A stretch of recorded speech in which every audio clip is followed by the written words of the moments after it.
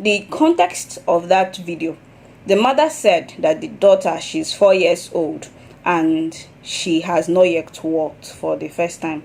She crippled, so they don't really know, but she has not yet walked.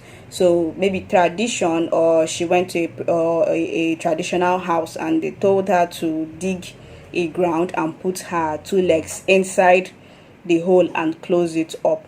We don't really have a follow-up for it. I just went through the comment section to know maybe there are people that had like similar experiences, and a couple of people came out and said that they had experiences. Some said it's what they did for him. Some said my brother, that he was not able to walk and they dug a hole and put the legs inside that hole, and before you know it, the boy basically dug himself out and came out of that hole. So many people basically said it worked. And then there is this other group that were focused on how barbaric or how archaic and ancient this is, that if a child is 4 years and she has not been able to walk, that they should rush and take the child to the hospital, let them have a proper diagnosis and all those things. So you know how Africans and their mindset are. So what I have to say in this thing here is that as Africans, we have the privilege of having a traditional system, and we also have a privilege of having a medical system, which means that we have been privileged to basically make use of the two. You should not seek to use one against the other one, because you don't know where your salvation is going to come from. You don't know which system is actually going to work for you.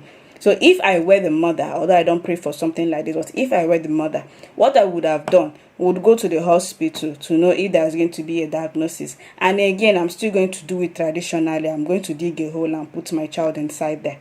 Because there are things that we do that people will say it is barbaric, but it has results. So because that for some reason we think we are modernized, or we are no longer, in ancient Igbo times, therefore we should forget everything. We should forget everything and forge new ways of doing things. But occasionally we see these old ways of doing things basically coming to the rescue.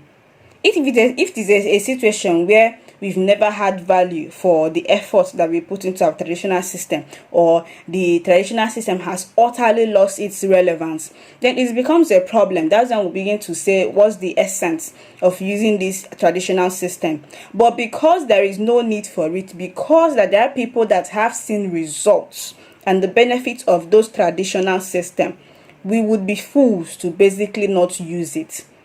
Our people will say, what you have, that's what you should be proud of. What you have, that's what you use to basically make your life better.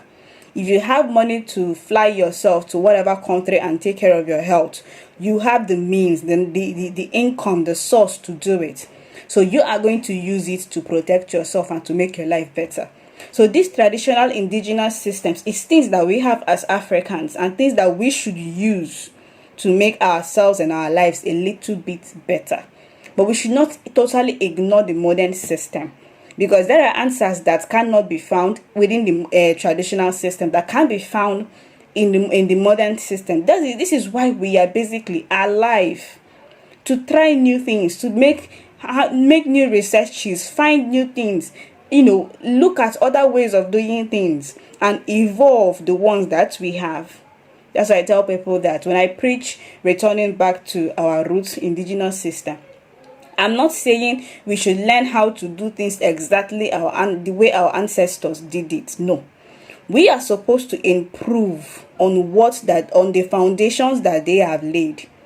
We are supposed to improve their own foundations and use whatever they did or used to make our life better.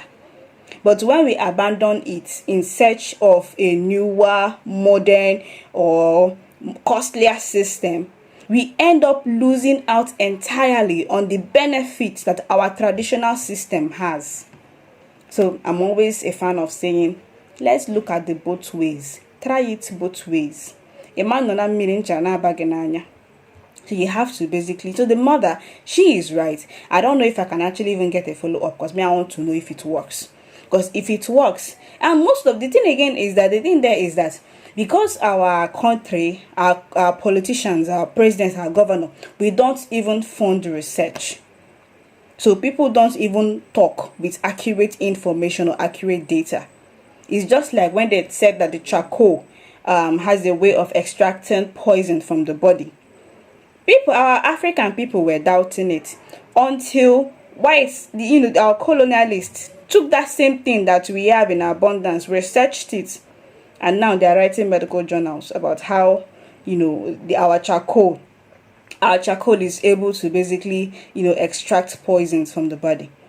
This is because some of us talk without having the right information.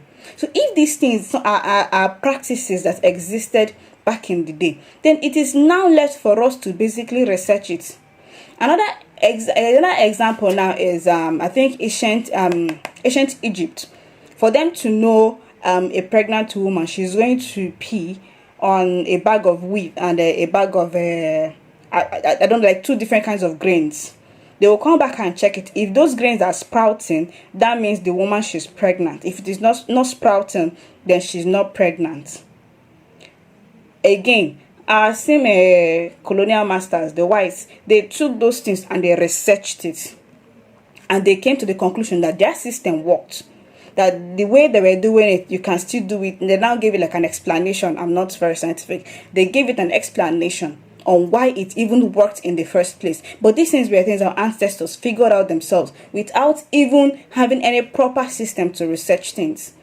But it works. Now the only one that did not work is, I think between the two grains, one would sprout faster and the other one then is going to be a boy. So but they disproved that one. This is how you make progress. When we see all these things, like when I checked the comment section, many people said it's worked. Now if it is any decent country, they will take up that thing and they will go and research it, and they'll come with the information. Oh, this is actually worked. This actually worked. But us here, we just talk blindly. Yes, it's archaic, it's barbaric, it's because the child is crying, no doubt. But sometimes, for the betterment or the good of all of us, sometimes a child would suffer some kind of a discomfort. That does not mean the mother or the parents loves her less. And that is not barbaric. That has the possibility, the chances of saving that child's life. And you need to also know that as Igbo people, our indigenous system, one thing that our ancestors did was, before they said that this thing is going to be done in this particular way, they have researched it. It's something that it works for Keke, it works for Kafo, it works for Kongo. Okay, Okorego would now go and try it. And it would now work for Kerega. They want to say, hey, so this thing, it works this way. And it basically becomes some kind of a norm. If you're having that kind of problem, do it this certain way, and it will also work for you. So when we now look at and say that are the people that formulated those kinds of healing, therapeutic healing, that's what I'm going to call it, therapeutic healing, that it is nonsense, because we, in this age and era, we think that we are more wise than them. Well, that's just all I have to say. We should learn how to try the both systems. And we try two things, we can now figure out how things actually work, if it is true or if it is false. If it is false, we do away with it. If it is good, we basically pick up and try to make it to be better than we have already met it. Yeah, guys, yeah.